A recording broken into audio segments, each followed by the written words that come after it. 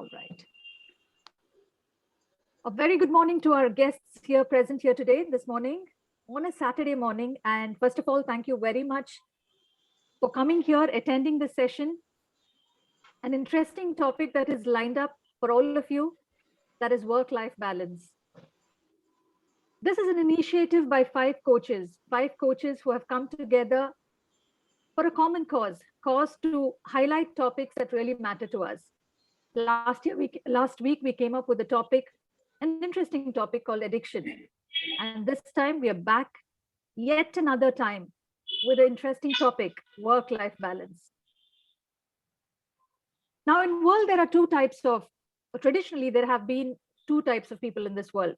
One who work for a living, and the second one who live for working. Since early 2020, there is a third category that has come into existence.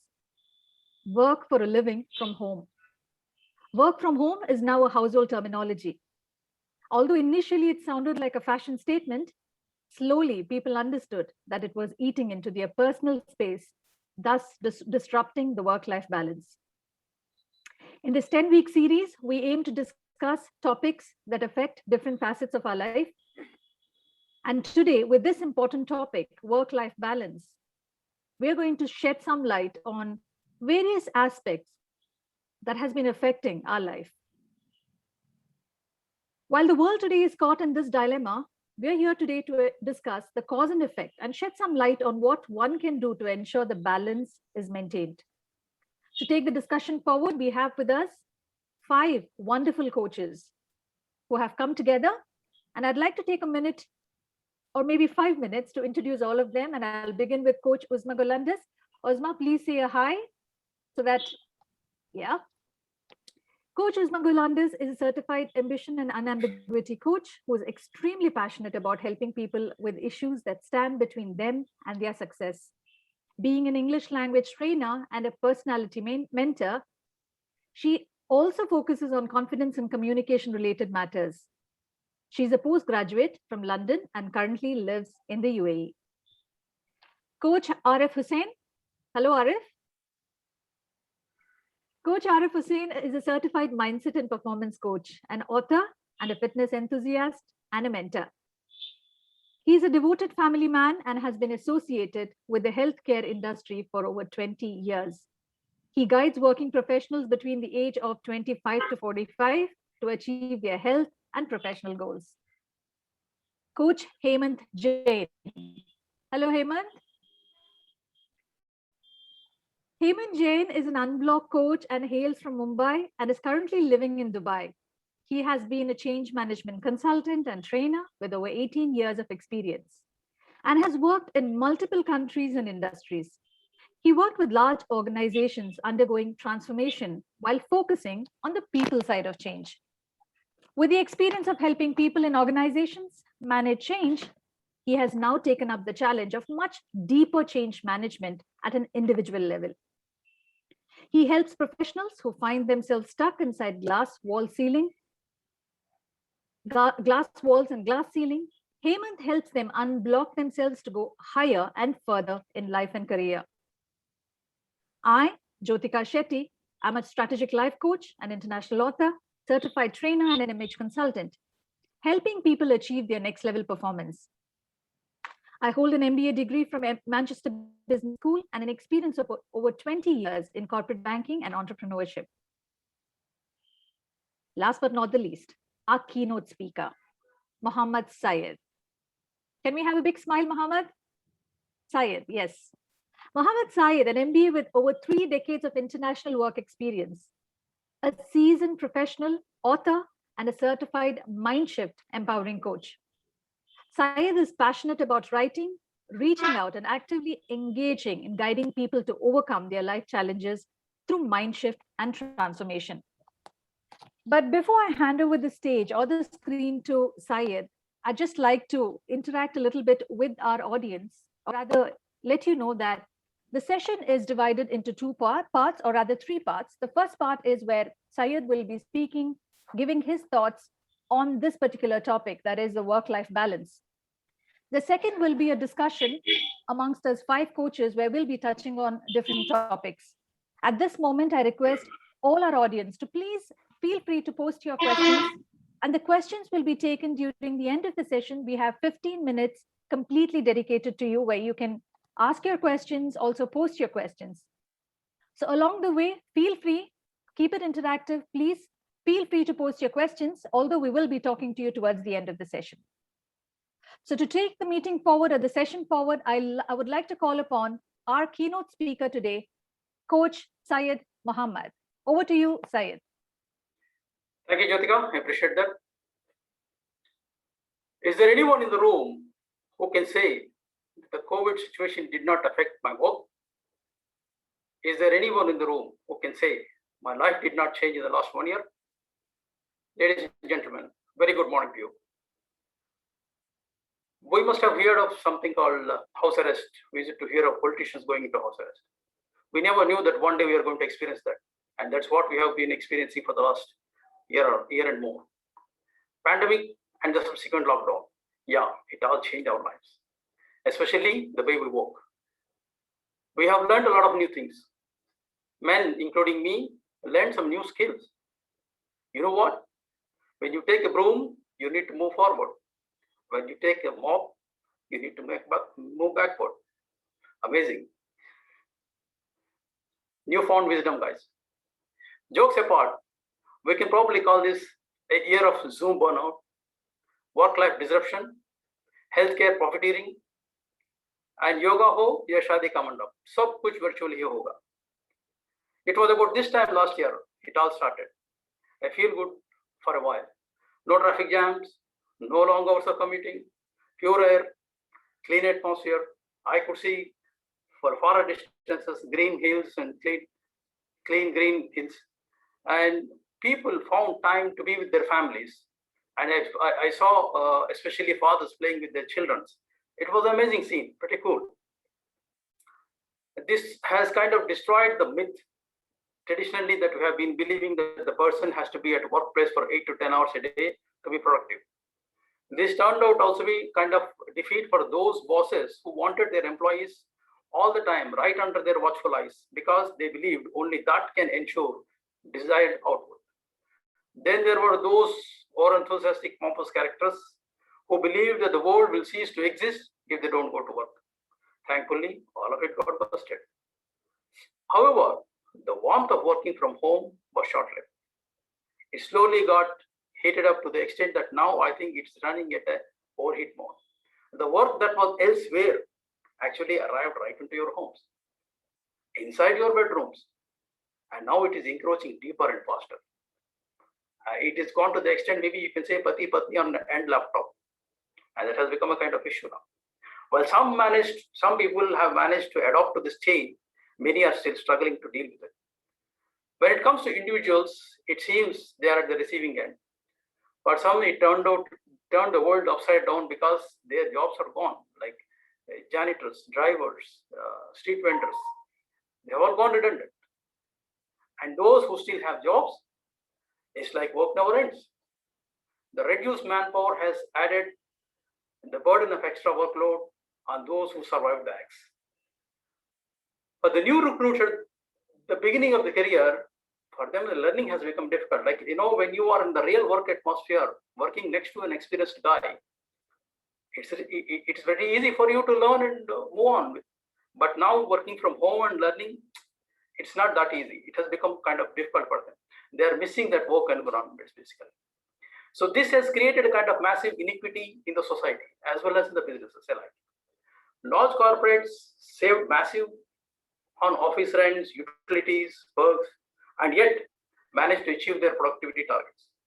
Some industries like healthcare have made insane amount of profits, sometimes even unethical, illegal.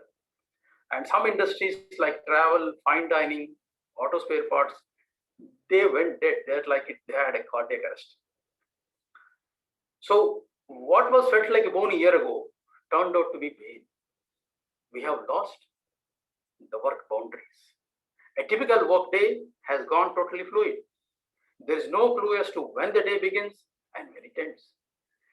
Today, actually a study by Harvard Business School using a metadata of nearly 3.1 million people across the globe, found that a typical workday is at an average 48.5 minutes longer. That means we are all working already an hour more. And companies like Microsoft have found that often they are working in the nights, through the lunchtime, and over the weekends. So that means there is no Sunday, there is no Monday, we are all working. I have seen this with my own eyes. Like my niece who works for a MNC in Bangalore, she says when she goes to office in Bangalore, she goes about 9:30 in the morning and comes back at 5:30. And the best part is work ends. Work ends. But here it is, she's working from home. She's working 10 in the night, she's working 5 in the morning, and your work never finishes. And same is with my son who takes online classes. There is a timetable, but actually there is no timetable. He can have a submission on a Sunday. He can have an exam on either day. He can have a class 8 p.m. He can have a class 8 a.m. There is no boundary at all. We have lost kind of orientation with the time. While we were crying for work-life balance, what actually we got is total turbulence. To make the matters worse, the tech-savvy companies are actually watching you through artificial intelligence. They know exactly what time you open the system, how long you have been in front of the system, and how long you're away from the system. And this data basically is, they are collecting so that they share it with the HR. And you know, HR is going to use this when it comes to annual reviews. And that period is really not good in time. And especially, this adds a lot of pressure on people because it is never a good feeling that you know that somebody is watching you all the time. It's kind of robbing you of your freedom, liberty, even though they call it working from home is flexible. People started taking their mobile phones into the toilets. Now, mobile phones, we have incidences where they drop mobile phones in the toilets. So tomorrow, if they had to take laptops, that's going to be terrible. But of course, there is one advantage. They cannot drop the laptop into the toilet. Yeah. So there is a large part of world population who are not really equipped to work from home. According to a study, approximately 40% of the workforce can actually work from home. Either they are equipped or they are upgraded or they can upgrade. So that means this changes really doesn't matter to them. However, for the rest of 60%, they are at the risk of losing their income because these jobs may disappear.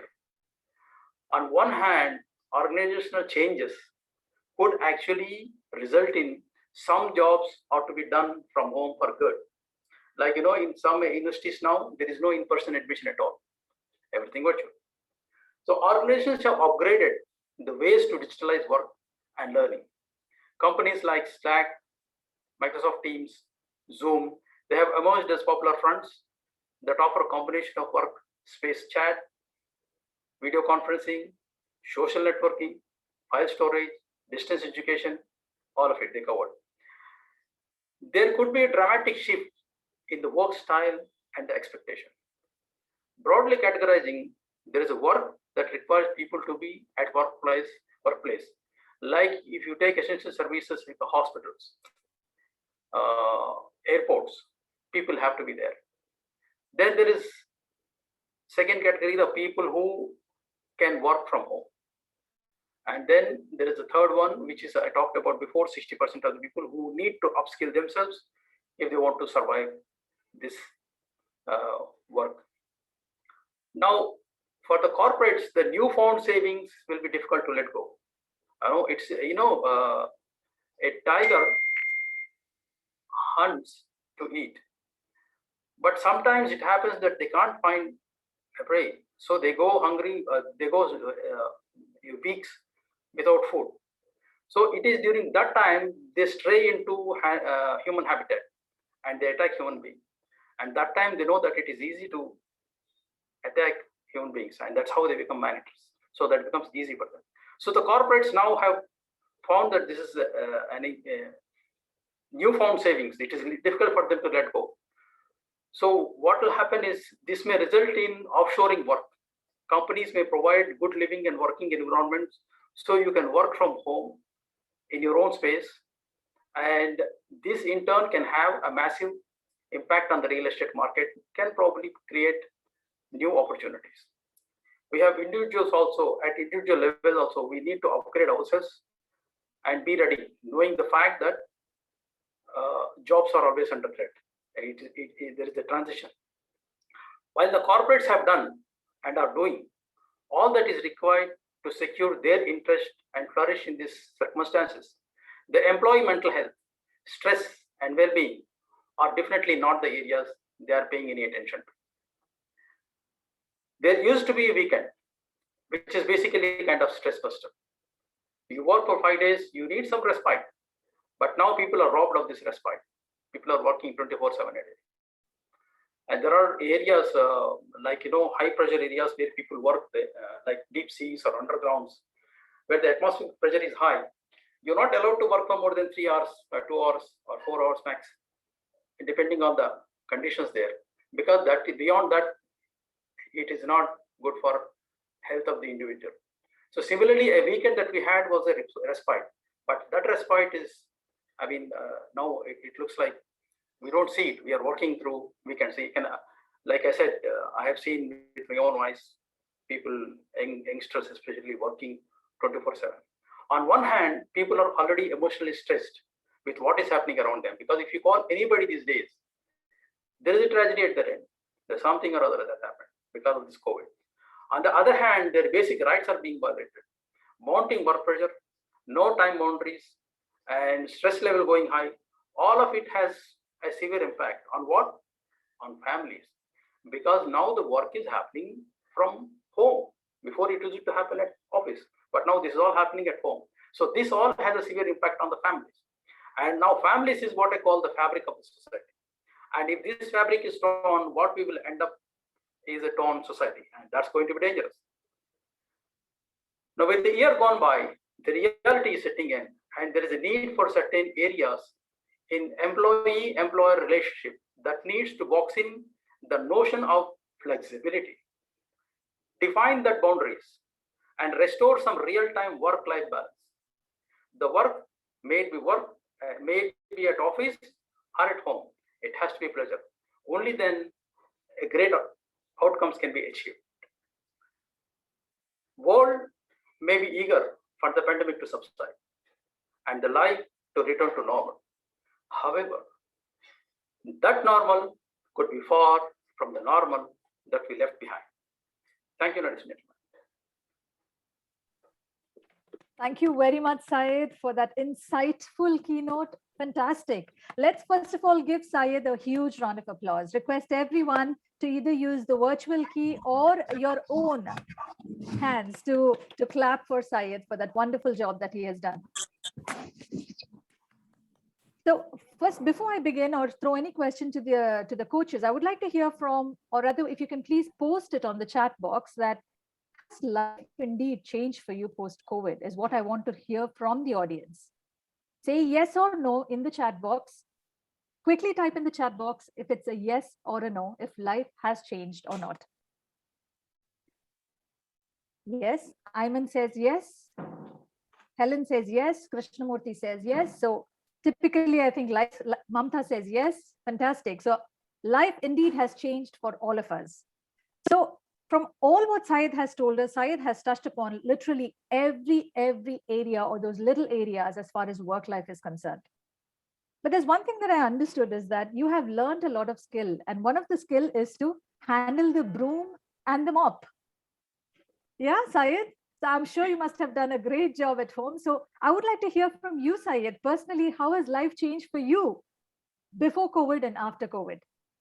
Thank you. Thank you very much to our audience for responding. Over to you, Syed. Yeah, yes, being at home, what happens is it suddenly gave you an opportunity to be with your spouse and with your people 24/7. Before, you used to be away from home for 10, 12 hours a day. So this has kind of both gave you an opportunity to share.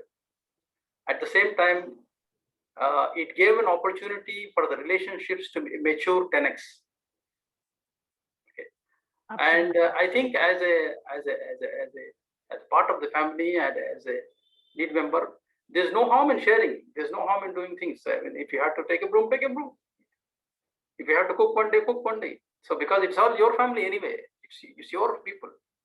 So what's wrong with it? I don't see anything wrong. Agree, totally agree. And I think that also brings in the camaraderie between the partners as well. So let me quickly move on to the other three coaches to understand first, before I begin any questions, how has life changed for them before and after COVID? Let me begin with Coach Hemant Jain. Hemant, what are the additional skills that you have learned and how have you been instrumental at home? Well, good morning, everybody. Lots of changes have happened, and I think a couple of things which definitely would have happened at my hand. I would really like to show this. So let me show you. This is one thing which has been a constant in so many of my meetings, right? While the meeting is going on, just below the visibility of the screen, a lot more has been happening. While we are talking of chopping competition in our meetings, there are other chopping also which happens. And yes, at the right time, my kid would appear. And on at least 3 occasions, while I was talking to the CXO and other members of the senior management, he would come running to me with a very simple, innocent request. Papa potty ai. Thrice. So yeah, has been through that, but yes, life has been very interesting in the last 1 year. It taught us many things, and we are still learning. Yes, and I think I have personally witnessed that Hemant was once in the kitchen and then he could not switch on his video, and finally when he was forced to do that, he was in the kitchen cooking. Well, I think that's an additional life skill, right? That is important. Let me quickly move on to Arif and then to Uzma. Arif, how has things changed for you? Hi everyone. So if you ask me, life has actually turned upside down. So my life has gone through a sea change from an outgoing person to a homely person now. So I used to travel a lot earlier. Like no day was such that I was not moving out of home. Now it is like I'm not moving out at all. And so my work requires to meet a lot of people. And now there are screens of different sizes between those people and me. Right. So this is the new normal. Yes, we'll get back to you on the health aspect because we are not going to let you go without giving us a tip on how to be healthy. But before that, let me move to Uzma. Uzma, how has things changed for you? Things have definitely changed because now I work from home, which means, I mean, as a working woman, I was already juggling my personal and my professional life. I'm sure that's true for everyone who works. But since COVID struck, I've been working from home, which means the expectations on the home front have gone up, and the expectation from the employers are always up, which means added pressure, more stress. So yeah, and obviously I agree with Hemant. Kids walking into into your screen space right when the moment is very, very crucial. Thank God I don't have any pets, because then that would be another thing to juggle. So agreed. yeah, and do not forget the dysfunction. I mean, the moment you move away from the desk, someone from work will definitely call you, and that is when the horror begins, because then you can expect that another such incident and you will be kind of mentally blacklisted that, oh, you're never there at your desk. Yeah. And I think Saeed also rightly mentioned that corporates or your employers are also now kind of micromanaging you, or they are able to even monitor how much time are you spending in front of your laptop.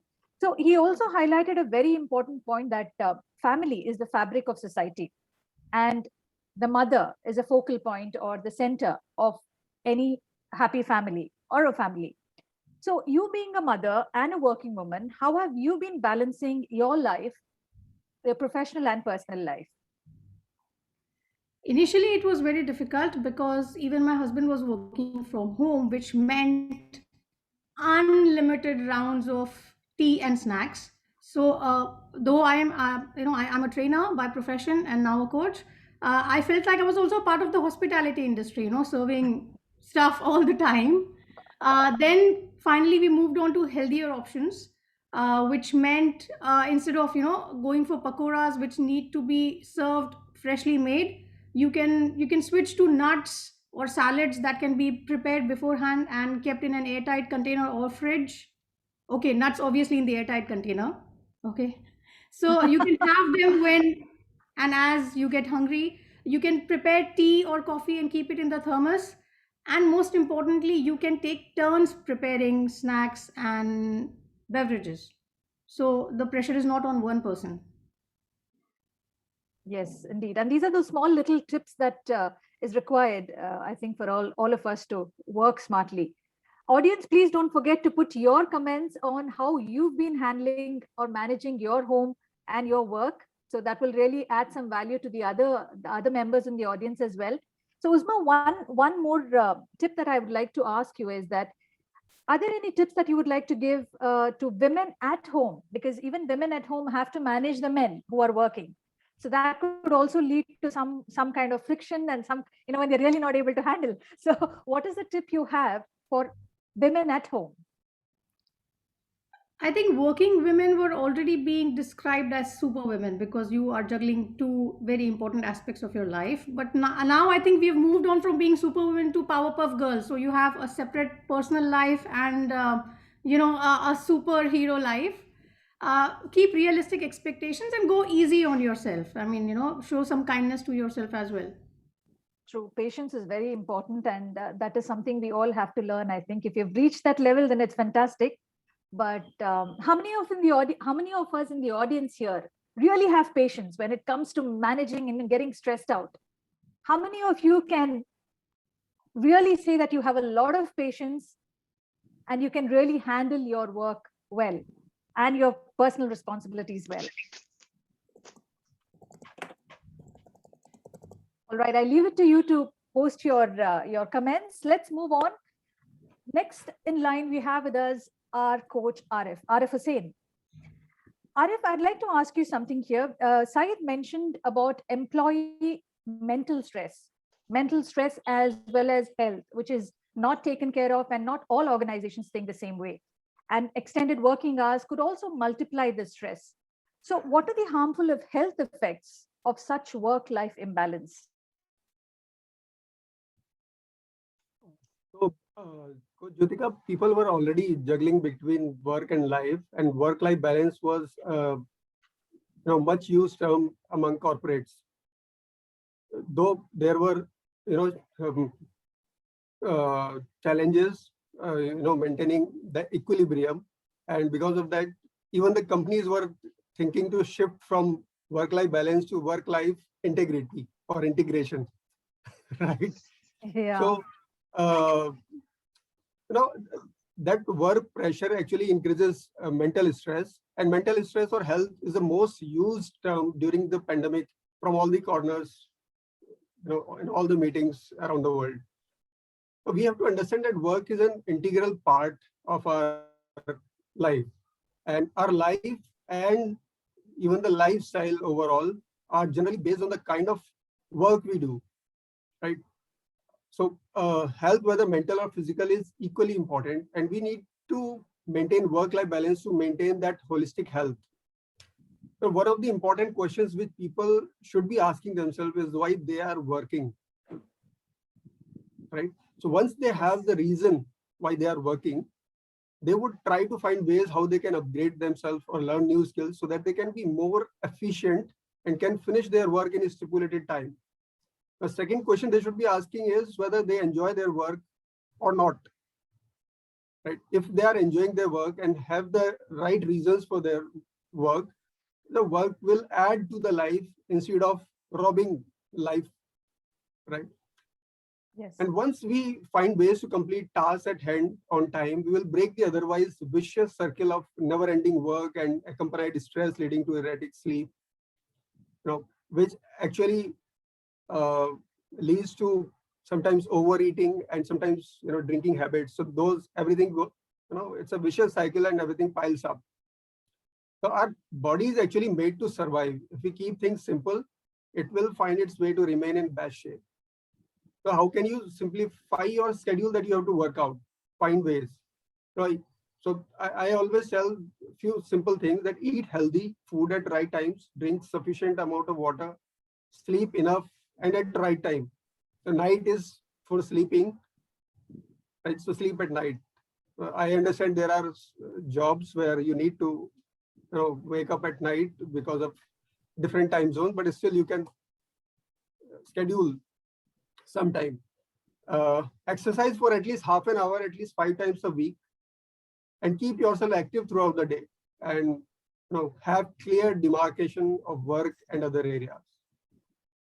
Yes, very, very good thought, Arif. And I'm going to come back to you because I'm not going to let you go without showing us some really nice tips on how we can, implement that exercise in our day-to-day work. But before that, you said a very beautiful thing, that is eat, drink, and sleep healthy. That is very important. And the $1 million question is, why are you working? Ask yourself, why are you working? Now, while we're asking this question, why are you working? There is another important point which Syed raised, that is 60% of the people are not equipped to work at home, which means to say going forward, that is or maybe more, but 60% for now is a big number, which means we need to understand what is the future of work and what are the skills that people need to develop. And I'd like to take this question to our coach, Hemant, who's been in the change management profession for such a long time. So Hemant, according to you, what is the future of work? And how can people build their abilities to deal with this ever-changing work life? Yeah. So Jyotika, as Syed pointed out, 3 clear categories of work which we have discovered in the last 1 year: those who can work from home, those who couldn't work from home, and those who had to work irrespective of the pandemic, the essential service providers, the healthcare workers. People who could work from home, they started working from home. People who couldn't work from home actually in a large scale lost their jobs. So the last 1 year, 15 months have been really hard on people who have not been able to work from home. But I am not scared for them. In fact, they don't really need to be scared from the future perspective. A pandemic is pretty much from the last 3 centuries, once in a century kind of an event. It might happen once again, maybe in 50 years or so, but that's the extent. As soon as the times are normal, they will be back to work. The demand will rise again. They will find jobs again. I am worried about all those guys who have been working from home, because their life is going to change irreversibly in the future. Syed clearly said out, organizations have tasted blood. They have had massive savings on account of infrastructural savings, travel, hotels, and all those associated costs.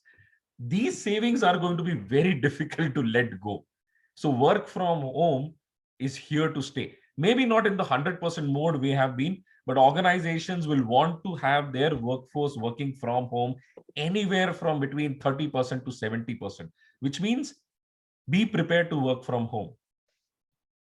The moment I say work from home, now you no longer need to be in the same city as your organization. So if you're living in a tier 1 city like a Mumbai or a Dubai or a Geneva or a Paris or a London, New York, you don't need to be there to continue to work. You can actually move, which means organizations will ask people to move, because in other places they can actually give a lower a lower salary.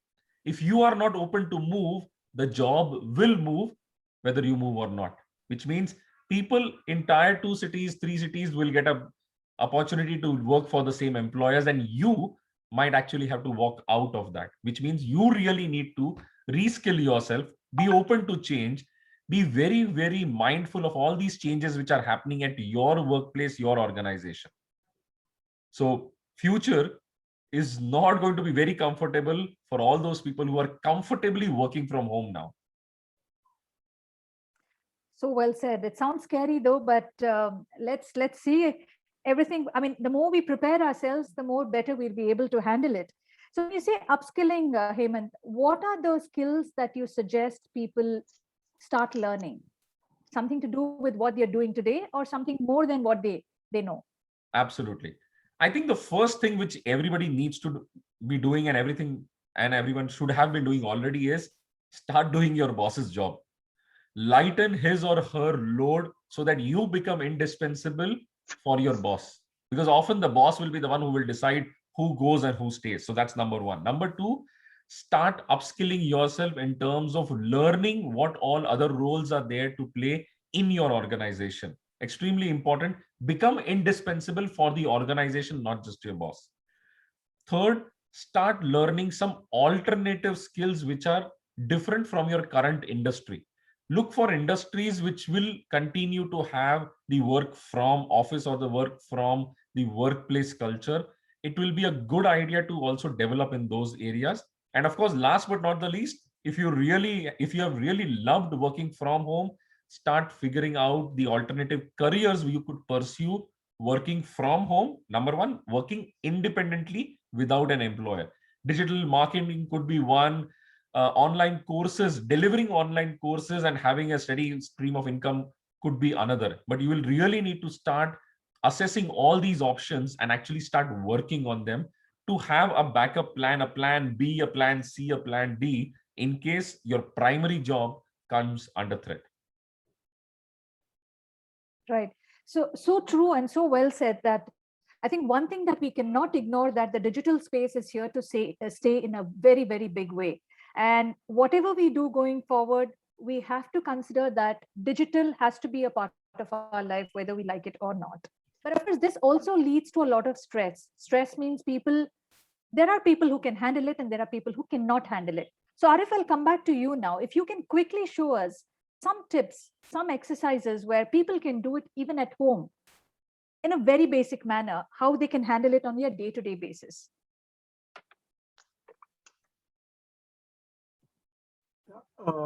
So there are multiple ways. So as we discussed earlier also that you need to move at least every half an hour. I'll show a quick 2-minute exercise which you can do Sure. Whenever you want to, right? Right. And you can do sitting at your desk. So I will not make you stand up today. Right. First, before that, let me ask our audience, is the audience ready? All of us are ready to listen to take the tips from Arif?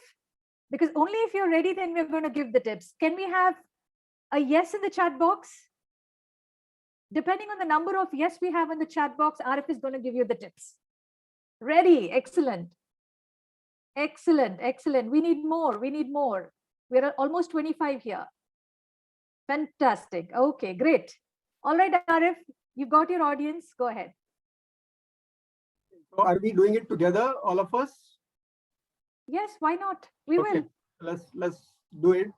So, while working, so this is the weight that your neck is carrying, right? And especially that small spinal cord which is going through your neck, right? So for that, it's important that you have, strong muscles in the neck. Okay, let's start from there. So move your neck down, up. Okay. Again. So take at least a breath when you are at your extreme. Okay. Now look towards your left and look up. Okay. Look towards your right and now look up. Was you feeling a stretch in your neck? Now rotate your neck. This you can do at least 2 to 3 times. All these exercises. Rotate. On Arif, board, in the board. Arif, we are discovering new muscles in the neck now. So rotate in both the direction and do not jerk. Do not jerk at all. Right? Be slow. Okay. Now keep your neck straight and put your finger on your chin and pull it back. Front. Some people may hear different sounds when they are pulling your neck back. Yes. Yes. Keep your palms on the back like this while sitting. Okay. And turn left. Slowly, and then turn right. Come back while sitting on the chair, keep your right hand on the left knee. You won't be able to see me now, but hear my words and do it. Okay, keep right hand on the left knee and left hand on the right hip and turn. Okay. Now same, left hand on the right knee. But and Hemant right is searching. Hemant is searching for his hip and his knee. Are you, Hemant? Yeah. So if you have found it, keep left hand on the right knee and right hand on the left hip and pull yourself back. Hold for a while.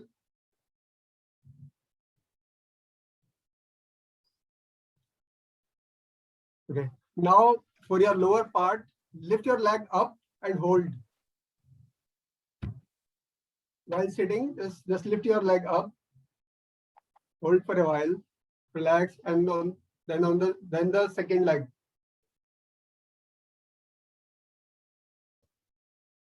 Okay. If lifting was okay, holding is the problem. Yeah, so that will actually add strength to your muscles. Right. Now this is the last one. Yeah. And the simplest one. While sitting,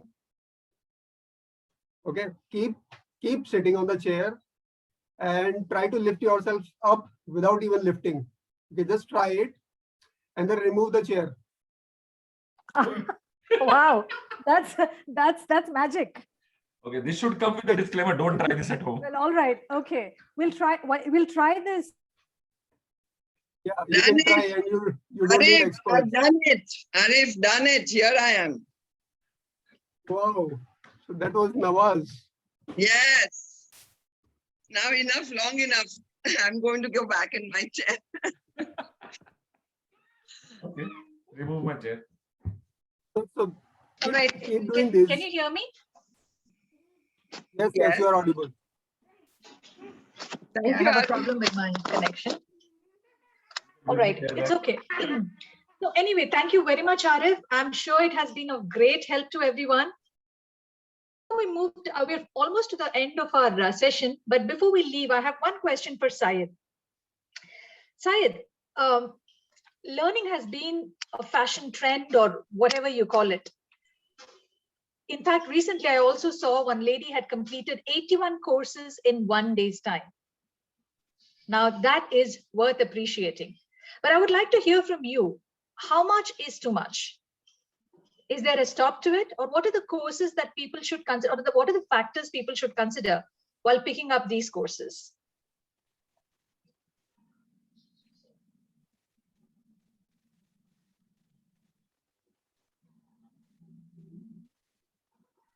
Syed? Yeah. Yeah. Can you hear One me? thing good about what has happened in the last 1.5 years is that learning has become easy. Learning has become affordable. Okay, there's a lot of things available online, and some good stuff is also available. But then again, as you said, how much is too much, and what is right? So just because it is available and just because it is cheap, you don't have to do everything, and you don't also have to do just for the sake of having number of certificates if they don't add any value. So do something that adds value to you. So when you consider this, there are two things. One, that your career path that you are in. You are in a particular career. Do what adds value to your career. And the second thing is, sometimes it happens that people are in a particular career, but it is not what they really want to do in their life. They want to do something else. They want to be something else. So if they have such passion, do something in that direction, which fulfills your passion in the long run. Like here, what I mean is that there are things that are urgent and there are things that are important. These are two different. So you evaluate that quadrant properly. What is urgent? Generally, what happens is you will immediately attend to what is urgent, but that may not be important for you. So that is not ultimately what you want to do in life.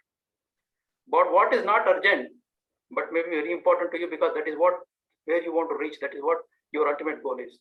So evaluate this quadrant properly and do what fulfills your long-term goals.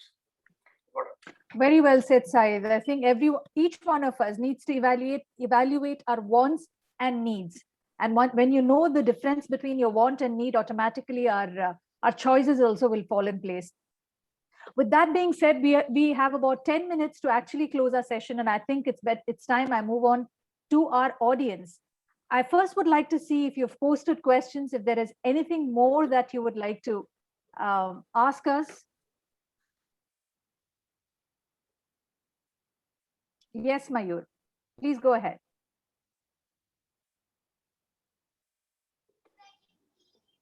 Hi everyone. Can you hear me? Yes, you're okay. Please go ahead. So first of all, congratulations on this fantastic session. It was very insightful. And I wanted to, this work-life balance is something that is very personal to me and experienced it very like up close, because I've been 10 years in the business, and that at that point of time, my life was pretty screwed up as far as my, life was concerned. And then after, once my work shut, my life has got screwed up. So, there is no balance. So my question actually to the pathfinders and people, I mean, in general always is, can someone attain actually a work-life balance, or is it just a myth? Because there can't be equilibrium. One or the other you focus on, the other will always get, it will get disbalanced. So if you focus more, your life will, become haywire.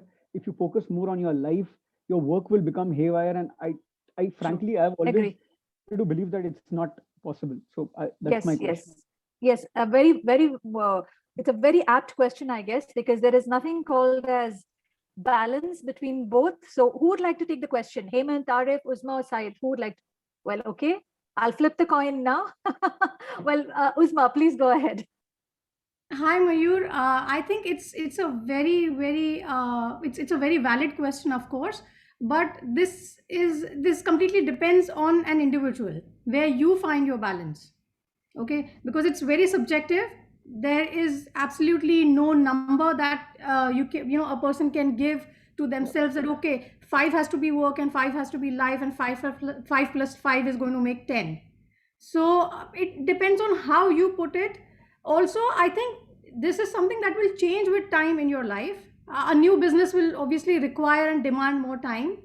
Okay, same goes with when you join a new organization, because initially you're trying to form your ground and show to your new employer that, oh, I'm here to be a part of the team and I'm ready to give my best. Depending on those situations, yes. So I would say it's a personal balance, and you have to. There are some things in your personal life that you cannot do away with.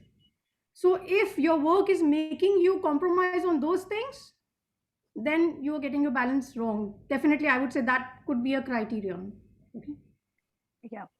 Yes, Hemant. To begin with, of course, work-life balance is a myth. Doesn't happen. What you will have to do is kind of fight for creating those boundaries. I mean, since work has entered and encroached our homes, it's not a matter of balance, but it's about defining those boundaries.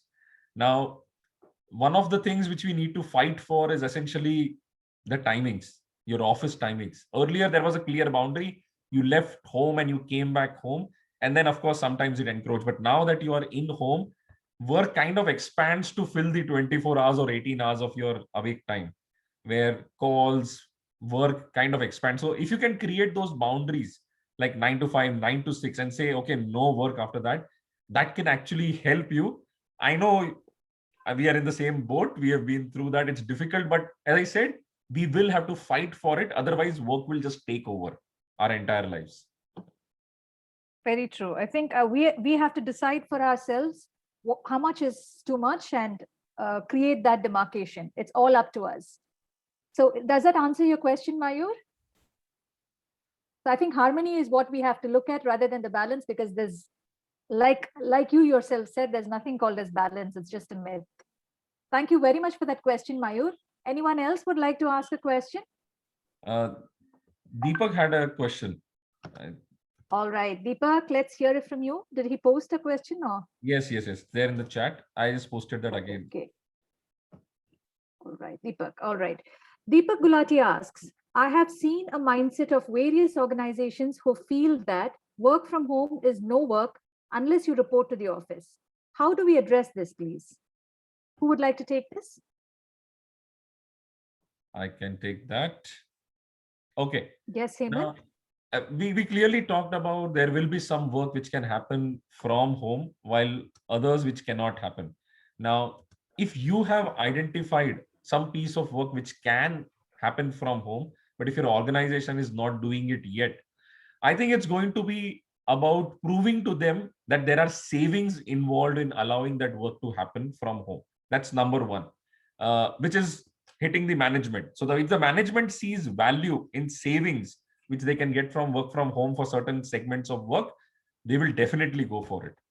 Number two, then the questions for productivity and all those things will come in, whether people will work for the 9 hours, 10 hours. Then, of course, now the education of the management as well as the managers will come in that work can still happen.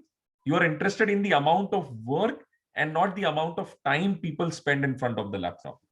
And then, of course, giving them enough, a little of mindset change as well as the orientation on being open to the work from home of their teams. It also comes from this whole experience of having control over people who are physically in front of you to remote working. So it's going to be a slow process. Last year, the lockdowns enforced it and people were forced to experiment with it, which they would have otherwise not done it. But if you want to make that change, it will be a bit slow and gradual process. You'll start with 1 or 2 roles and then keep expanding. And of course, the leadership buy-in is the first thing. So a business case for savings is your best bet to getting work from home implemented in your organization. Yeah, just another thing was that, is there a book basically which could be referred on this aspect? I'm sure there are books which I'll get in touch with you over chat or messages, and I'll share the relevant books for you. But let me tell you, all the past books have talked about work from home in peace times, like in normal terms. Exactly. The last 1 year, the pandemic kind of pushed through things. So if a book is coming out now, post-pandemic, that will have the real insights which will be more useful for you rather than the books written earlier. But definitely, I think into a conversation and we can discuss this. Sure. I think referring to the change management, this is one of the aspects probably which needs to be looked into and inculcated in the culture of the organizations, where people have to change the mindset and see. Absolutely, Deepak. That is a topic on its own, and I think if we get into that topic, we'll never be able to finish this session. We'll keep that. We'll keep that for the next session. Surely, we'll take that as a topic of discussion. Sure. Thank you very much for that question, Thank Deepak. Anyone else has any question that you would like to ask our panelists? Question Helen has just asked. There are industries like hospitality and healthcare which are greatly impacted by work from home. So what is the question, Helen? I have just repeated the question. So there are industries like hospitality and healthcare which are greatly impacted by work from home. What's the question? No. What is the question? That is a statement. Would you like to know anything specifically from there? See, because the hotels, the flight industry, these are two industries which nearly were bankrupt because of the pandemic. No movement, no travel. As soon as travel and movement begins, they will bounce back naturally. Maybe not to the extent where they were making millions earlier, but they will bounce back definitely.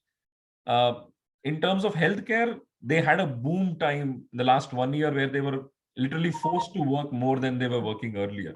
So I think for them, there's no work from home. Their work has changed dimension, their volume has increased. So there's no threat for them as such. Yes, and like Helen rightly mentioned, there's also a positive aspect to work from home. It's not only negative. There's certainly positive. We are able to spend more time with our family, more time with our children. The camaraderie between the partners have increased, husband and wife.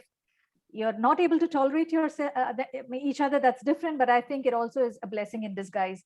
So would anyone like to add from the panelists, what are the positive impact of work from home scenario?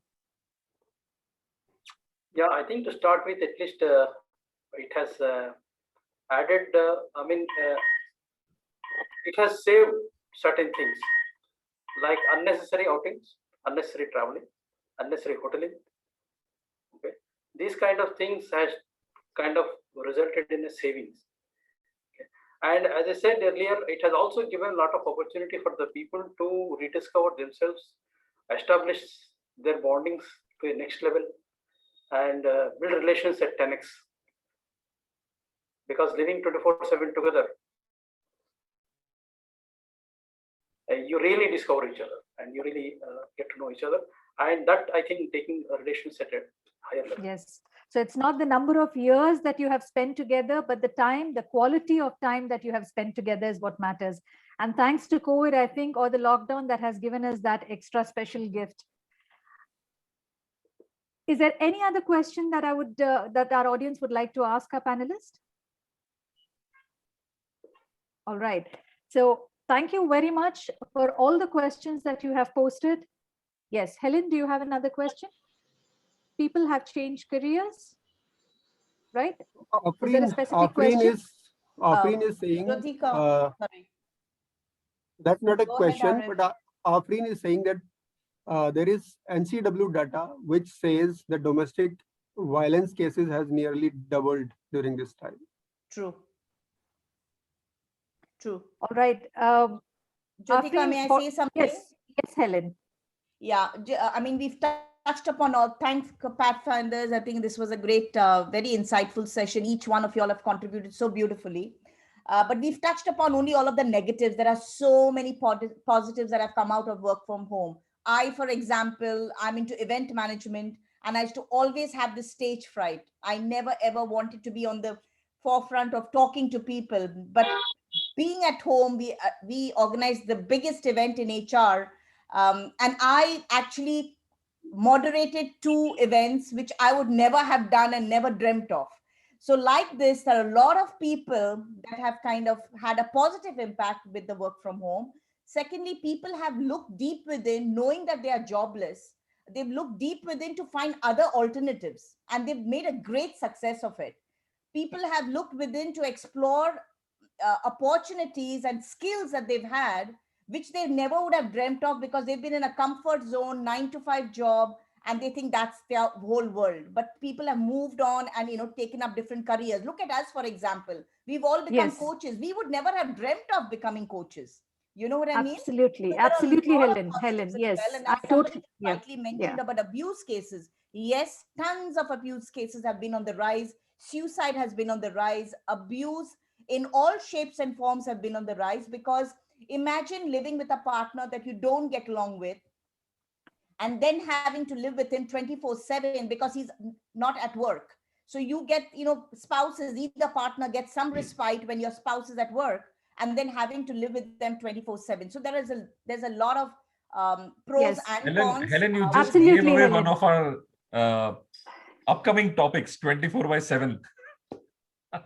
We are going to touch Yeah, I upon know. relationships in much Absolutely. more detail with So you. Yeah, see, Helen, what we're going to do is, see, touched what upon we're quite going, a few areas, but I would have Yeah. loved for you all to touch upon possibilities for people to kind of, you know, explore beyond what we are kind of literally struggling with, because that's a given. We all know, Yeah. we are all aware what we are struggling with work-life balance, but having to come up with possibilities and, you know, insights on what else can you explore, I think would have added more shine to this entire discussion. Absolutely. that's- Yes, absolutely, job, Helen. guys. Thank you very much for that. Thank you very much for that. We have several topics that is lined up, and I'm sure all of these topics are somewhere interlinked to each other.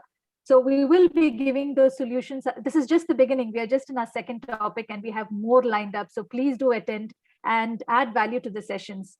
Having said that, there are positives, and that's the whole reason why we are here to discuss that behind every hurdle, there is a possibility. There is a light at the end of the tunnel. But it's up to us to see that light and explore ourselves. It's about doing things, pushing ourselves out of our comfort zone, and understanding that there is a whole world waiting out there for you to happen. But before we part, or before we leave this session today, I'd like to quickly ask our coaches your parting statement or your parting message to the audience amongst all the hurdles, all the gloom that is there around. What is that one takeaway statement that you could give our audience today? Let's start with Hemant. Fight for your sharp timings for office, 9 to 5, 9 to 6, and be a family man or family woman beyond that. And of course, start figuring out and start looking for alternate careers if something were to happen to your current job. That's my takeaway. Right. Thank you, Hemant. Arif, what about you? So clear demarcation, clear boundaries for all the areas of your life, not just work. And while you go to sleep, keep your phone switched off. So there should be a start and finish phone timings as well. Right. That's very true. Uzma, what about you?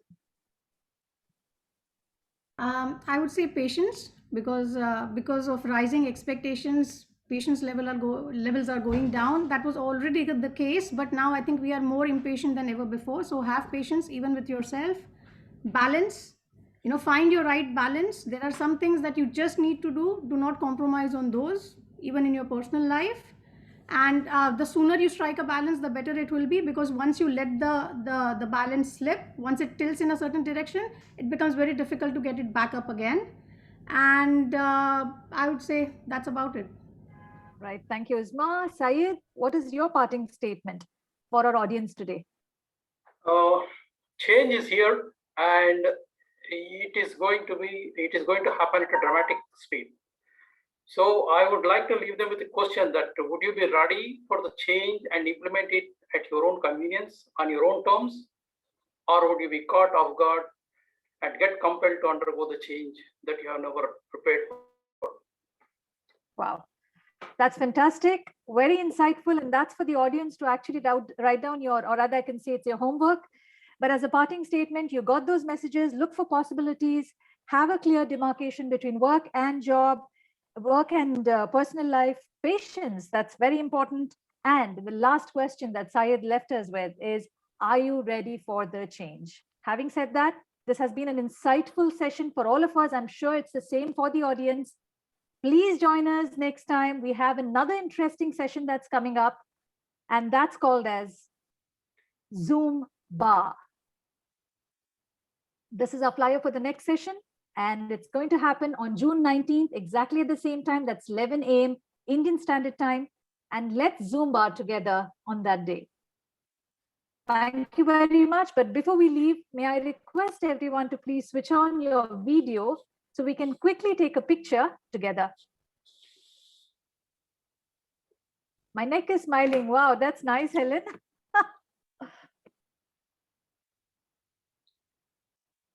Yes, Sagar, Prashanti, Afreen. Hey, Manshu, hi. Hello. Sarah, Afreen, Prachi. Prachi, Afreen, Sarah, Ayman.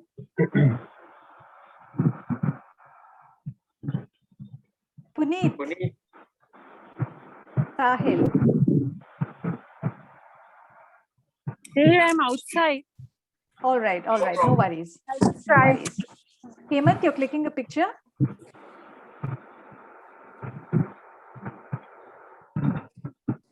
Waiting for one or two faces to come on video. Sagar, Prashanti. Guys, give us just 10 seconds of video. We'll take a picture. Yes. The video is gonna be pathetic. I apologize. That's okay. That's perfectly all right. Saturday morning look, perfectly fine. Tara, Prachi. He was there available. Okay. Right.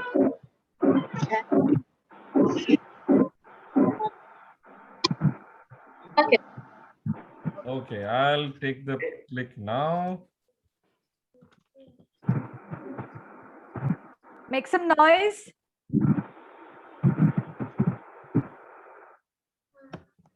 Great, I've captured the click. All right, great. Thank you very much, Hemant. And I'd like to thank all the coaches as well for such a beautiful morning. Arif has posted the feedback form. I would really appreciate if you could please take some time from your busy schedule to just visit the link and give your feedback of the session and how we can improve going forward. Thank you, Helen, for that lovely feedback. We are going to implement it as we go forward, and this is what makes us better, all of you guys. And therefore, please keep visiting us. Please keep supporting the Pathfinders and help us create an impact. And that's what we all coaches are here for. Thank you very much. Have a nice day. And you may now stay back to interact and network. I've posted the link for the next session also, so you can register right away.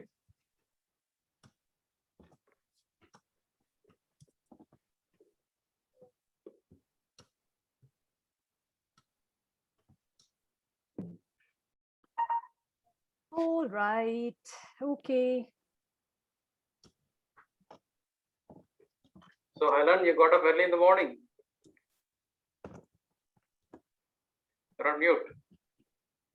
You're muted, Helen. Okay, let me stop the recording. Bye-bye, bye-bye. Please, for the recording, bye-bye.